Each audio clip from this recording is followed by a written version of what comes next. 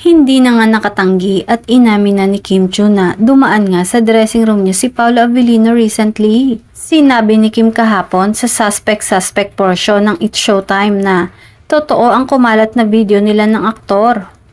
Grabe, nanggaling siya ng recording nun kasi wala pa yung sundo niya. So dumaan muna, nagulat din ako. Chika ni Kimi nang isuspect siya ni Vice Ganda.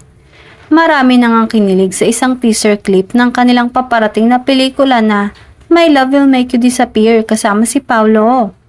Nakatakda itong ipalabas sa mga sinihan sa Pebrero sa susunod na taon.